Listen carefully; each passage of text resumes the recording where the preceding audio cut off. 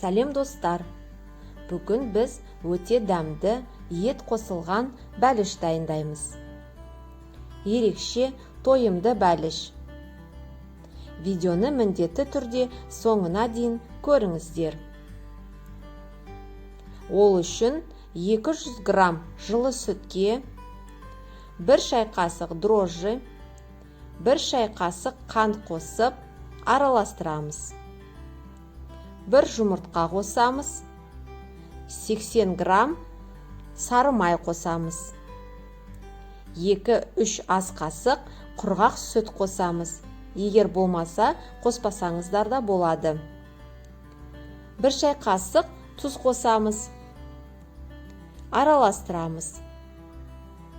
Енді 550-600 грамм ұнды ақырындап қосып, орташа жұмсақтықта қамыр илейміз.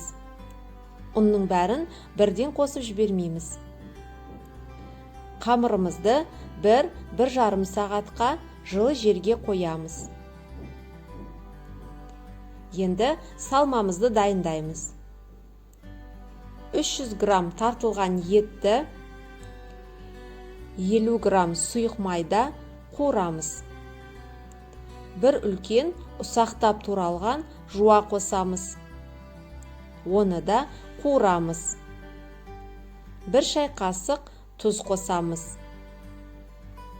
Қуырылған етімізге ұсақтап туралған 1 үлкендеу қызанақты қосамыз. Көк пияз қосамыз. Араластырып аламыз. Енді көтерілген қамырымызды кішкене бөлшектерге бөлеміз. Шамаменен 50-60 граммдай болады. Қамырымызды қолмен жұқартамыз. Видеода көрсетілгендей. Ішіне салманы салып түйеміз. Осылай барлық қамырымызды жасаймыз. Видеода көрсетілгендей.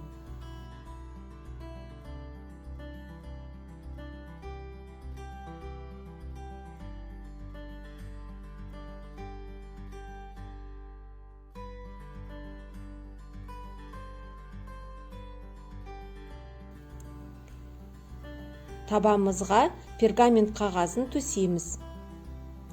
Ішіне дайындап қойған қамырымызды теріп шығамыз.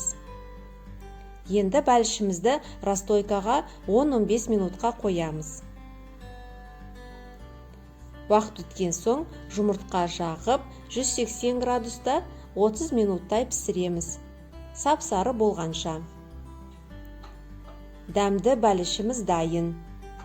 Өте дәмді, міндетті түрде жасап көріңіздер. Жұп-жұмсақ, ерекше, тойымды бәліш. Отбасыларыңызға, балаларыңызға ұнайды.